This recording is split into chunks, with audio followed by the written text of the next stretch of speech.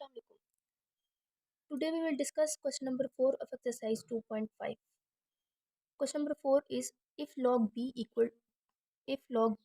2 equal to this, मतलब log b 2 की value जो है वो ये है, log b 3 की वैल्यू ये है और log b 5 की वैल्यू ये है, then evaluate the following with the laws of logarithm. तो आपको ये जो कुछ पार्ट्स दिए गए हैं इन सब की वैल्यूज़ आपने फाइंड करनी है. evaluate का मतलब आपने इनको सॉल्व करके वैल्यू निकालनी है इनकी, ठीक है.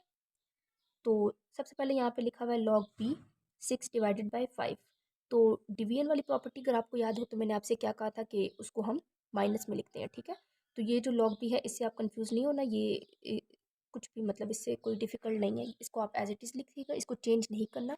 सेम आपके पास ये कुछ इस फॉर्म में आएगा तो आपने इनकी ये वैल्यूज़ पुटिंग करनी है, ठीक है. तो log b 6 डिवाइडेड बाई 5 है तो मैंने इसको लिख दिया. डिवीजन वाली प्रॉपर्टी क्या थी कि माइनस में हम लिख देते हैं log b 6 minus log b 5, ठीक है.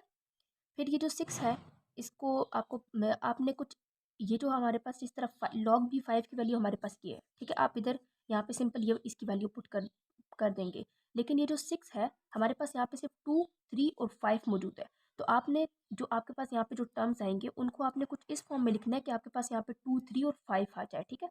5 तो आ गया, ठीक है, ये ठीक है. लेकिन ये जो 6 है इसको भी आपने कुछ इन फॉर्म में बनाना है, ठीक है.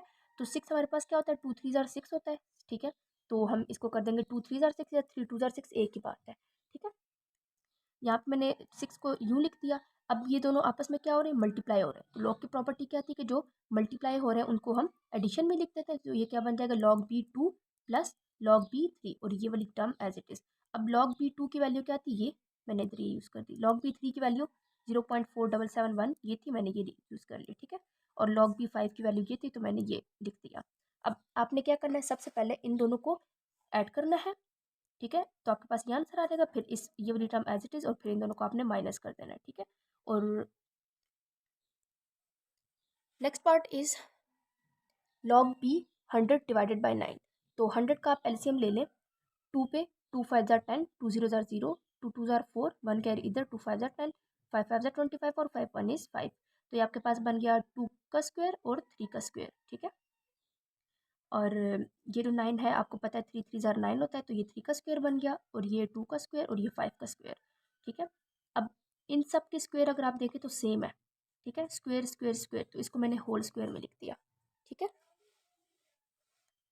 उसके बाद लॉग की प्रॉपर्टी क्या थी कि अगर पावर में जो हो उसको हम इधर लॉग की लेफ्ट साइड पे ले आते हैं. तो मैंने लॉग की लेफ्ट साइड पे इसको लिख दिया और आगे पूरी चीज़ मैंने एज इट इज़ लिख दी. log b 2 multiply 5 divided by 3. तो लॉग की जो पहली दो प्रॉपर्टी थी वो हम यूज़ कर लेंगे कि जो मल्टीप्लिकेशन में हो उसको हम एडिशन में लिख देते हैं. मल्टीप्लाई हो रहे हैं तो ये क्या बन जाएगा, log b 2 plus log b 5. और ये डिवाइड हो रहा है तो ये क्या बन जाएगा, माइनस log b 3. तो अब log 2 की वैल्यू भी हमें ऊपर गिवन थी, log 5 की भी थी और log 3 की भी थी. तीनों वैल्यूज़ आपने इधर पुट कर देनी है सेम. और ये बात याद रखना कि log 2 की जो वैल्यू है वो इधर log 2 की जगह पुट करनी है आपने. log 5 की जो वैल्यू है वो log 5 की जगह और log 3 की वैल्यू log 3 की जगह. आपने इन वैल्यूज़ को इधर उधर नहीं पुट करना, ठीक है. आंसर आपका गलत आएगा. फिर मैंने सबसे पहले आपने इन दोनों को ऐड करना है, देन उसको इसको इससे माइनस करना है, ठीक है. तो आपके पास ये आ जाएगा और फिर 2 से हमने मल्टीप्लाई कर देना है. इसको वैसे हम डिमैथ्स रूल के अकॉर्डिंग भी हम करते हैं कि अगर किसी भी कोई लंबी सी इक्वेशन है आपके पास और उसमें कुछ डिवीजन मल्टीप्लिकेशन एडिशन सब्ट्रैक्शन कुछ इस तरह की चीज़ें आ रही हैं तो हमेशा हम डिवीजन सॉल्व करते हैं, फिर मल्टीप्लिकेशन, फिर एडिशन, फिर सब्ट्रैक्शन, ठीक है. अब अगर यहाँ पे देखें तो सबसे पहले यहाँ पे एडिशन भी आ रहा है और सब्ट्रैक्शन भी आ रहा है. तो मैंने आपको 2 दफ़ा बोला है कि सबसे पहले हम इनको ऐड करेंगे फिर सब्ट्रैक्ट करेंगे. तो यहाँ पे इसके अकॉर्डिंग अगर आप देखें तो ये क्या है, पहले एडिशन आ रहा है और फिर सब्ट्रैक्शन आ रहा है. तो आप ऐसे कभी भी मत करना कि इन दोनों को पहले माइनस कर दें फिर इसको इससे ऐड कर दें, आपका आंसर गलत आएगा, ठीक है. तो इन दोनों को पहले आप ऐड कर दें फिर इससे माइनस करना. Next part is log b 3 under root 450 divided by under root 27. तो सबसे पहले मैंने डिवीजन वाली प्रॉपर्टी यहाँ पे अप्लाई की तो ये माइनस के फॉर्म में आ गया और पूरी टर्म एज इट इज़, ठीक है. इसमें कोई लॉजिक नहीं है. पिछले जो आपको मैंने लेक्चर्स में समझाई है सेम वही प्रॉपर्टी इसमें यूज़ हुई है. अब मैंने अंडर रूट 3 अंडर रूट जो है इसको मैंने कर दिया 1/3 और ये अंडर रूट जो है ये 1/2 हो गया, ठीक है. लॉग की अब नेक्स्ट प्रॉपर्टी क्या थी कि जो पावर में हो वो इधर बेस में आ जाता है. तो वही प्रॉपर्टी मैं इधर यूज़ कर दूँगी. ये मेरे पास कुछ इस फॉर्म में बन गया, ठीक है. 1/3 log b 450 minus 1/2 log b 27. तो 450 का मैंने एलसीएम लिया 2 पे पहले किया मैंने, ठीक है. 2 से ये एक ही दफ़ा हुआ तो मैंने एक ही दफ़ा किया. फिर मैंने दो दफ़ा 3 पे गया है, फिर 2 दफ़ा ये 5 पे गया है, इस तरह से, ठीक है। तो मैंने यहाँ पे लिख दिया 2 और यहाँ पे 3 का स्क्वायर और यहाँ पे ये 5 का स्क्वायर है। -1/2 27, आपको पता है ये 3 का क्यूब होता है। 3 9 ज़ा 27, 3 3 ज़ा 9 और 3 1 इज़ 3, तो 3 का क्यूब बन गया, ठीक है। ये लिख दिया मैंने। उसके बाद ये तीनों टर्म आपस में मल्टीप्लाई हो रही है, तो एडिशन वाली प्रॉपर्टी यूज़ कर ली। क्या बन जाएगा, log b 2 plus log b 3 square plus log b 5 square, और ये -1/2 log b 3 का क्यूब है, तो यहाँ पे मैंने वो पावर वाली प्रॉपर्टी यूज़ की है। 3 है तो यहाँ पे ये बेस में आ जाएगा यहाँ पे, और 3 इस 1 से मल्टीप्लाई होगा तो 3/2 बन जाएगा, और बाकी पूरी चीज़ एज इट इज, ठीक है। नेक्स्ट मैंने क्या किया है यहाँ पे कि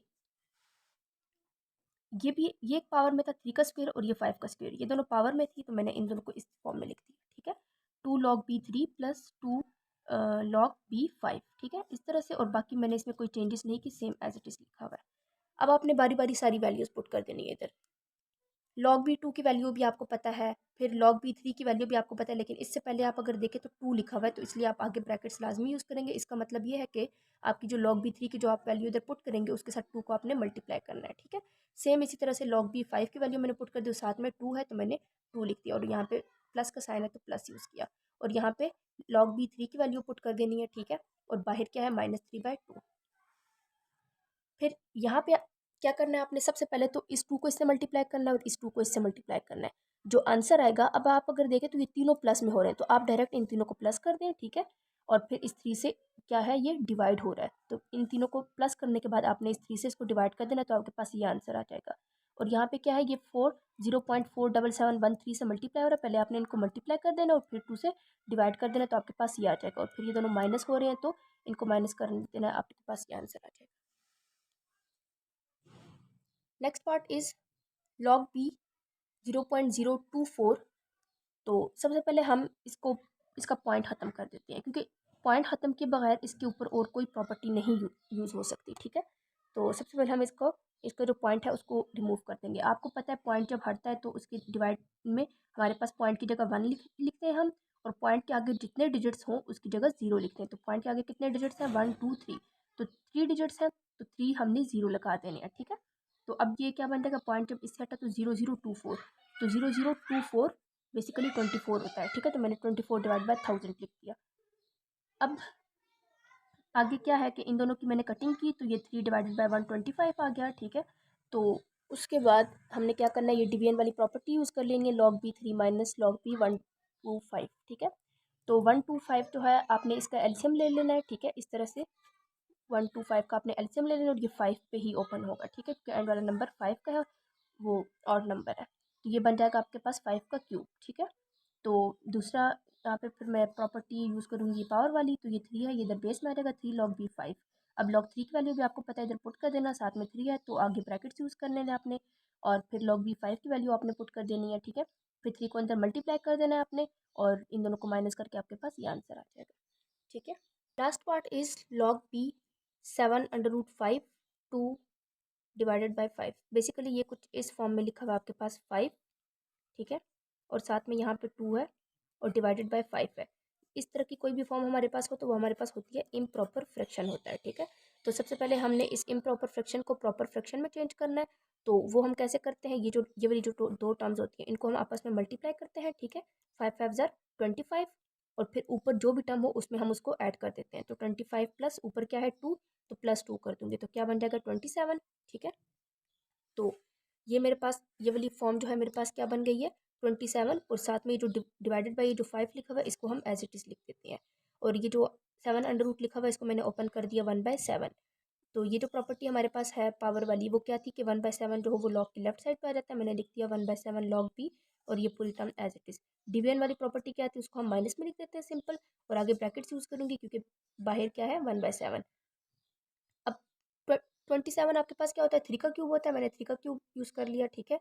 और एक्सपोनेंशियल पावर वाली प्रॉपर्टी क्या थी, 3 जो है वो लॉग की लेफ्ट साइड पे आ जाएगा, 3 log b 3 minus log b 5, ठीक है।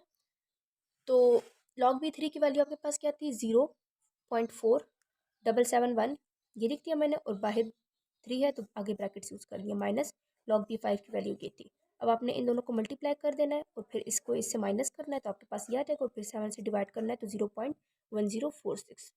तो ये था हमारा आज का